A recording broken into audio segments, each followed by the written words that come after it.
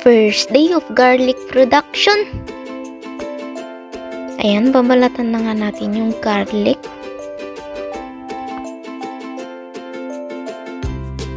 Sabi ni Sir, gamitin daw yung native garlic. Wala akong native garlic. Di ko naman alam kasi kung ano yung klaseng native garlic. Basta pwede na yan. Bumili na lang ako nito sa bayan para mas maayos. Hindi ko alam Hindi ko alam yung native garlic. Basta bumili na lang ako. Project din naman Pare-pareho lang.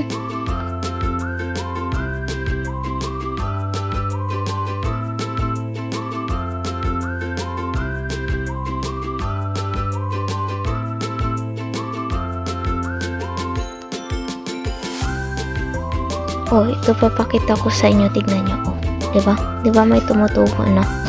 Pwede yan. Pwede. Next, ilagay na natin siya sa Tupperware. Tapos, lagyan natin ng tubig. Tapos, next step, ilagay na natin yung, garlic. Kulang yung water. Then, lagyan natin. Then, after, put natin siya dun sa place na medyo maaraw na may pagka, shade. May pagka malilim, ganun yung tawag sa amin, malilim.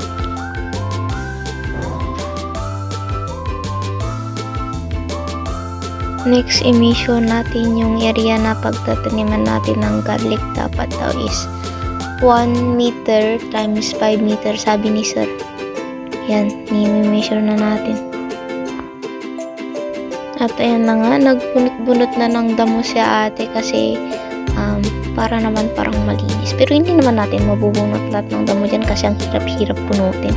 Tingnan mo, nagkapapakahirap na siya. Next, bungkalin na natin yung lupa. Ayan, nahihirapan si ate ko dyan. O, tignan nyo yun. I-arrange na yun. So, arrange yung sulong nilagay ko dyan kasi hindi ko alam Basta, yan, nagbubungkal na siya. O, diba?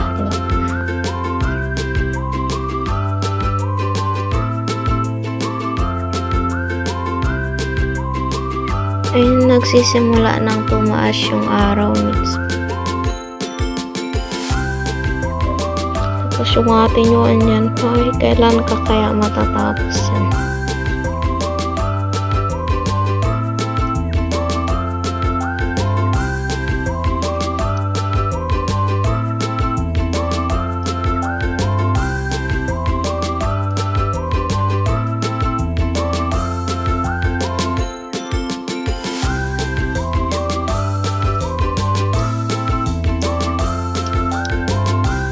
At yan nga sa point na yun, iniisip ko kung tama po ba yung course na kinuha ko kasi nasusobra na. Solo ba naman yung pinapagawang project? Hindi, joke lang nga sir. Baka mamaya ibigay mo sa akin na maliit yung, or mababa yung grades ko. Huwag naman sana. Ang hirap naman kasi hindi naman sa nagre-reklamo pero gano'n na nga. Ayan na sa ate ko, nagpungkal na ulit siya o feeling niya, iniisip niya na independent woman, gano'n na siya talaga. Hindi niya na need ng boys. Joke lang.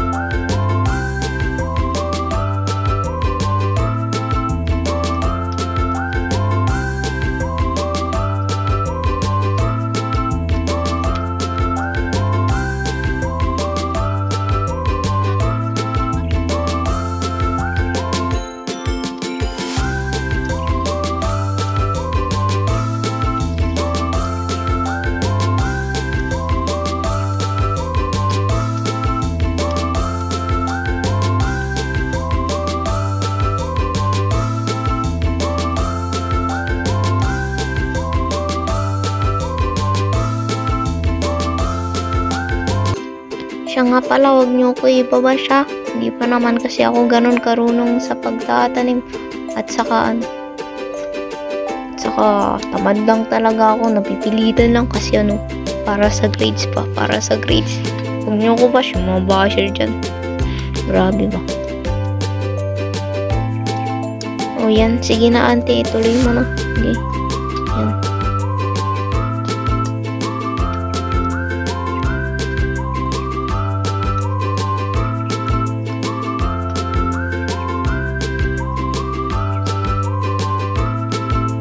Todo mo pa paghukay para ano, tawag dito, katulad ng parang hindi ka ni crush ng crush mo.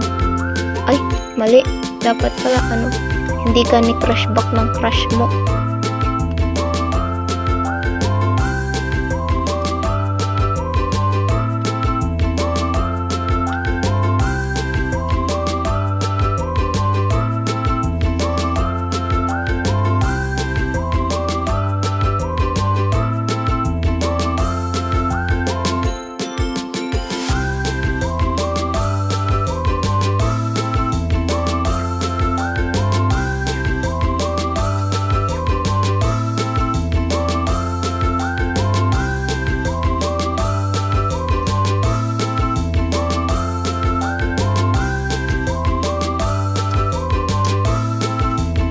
Ayan, pinapala na nga natin siya, nilalagay na natin yung lupa dun sa gitna, tapos nilalagyan natin ng space dyan sa gilid, parang daanan ng tubig, ganun.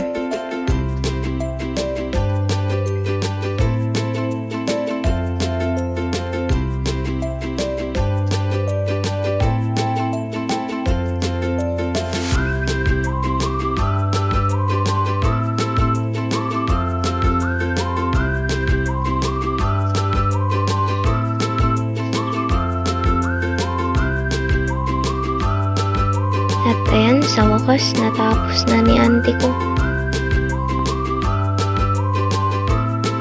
Tignan nyo. Oh, di yan yung pinaghirapan niya. Okay. Success ba? Success yan. Success. At yung ginamit pala natin, yung pinagbalatan yan. Kalat na natin. And that's all. My life as a student of Agri. Bye.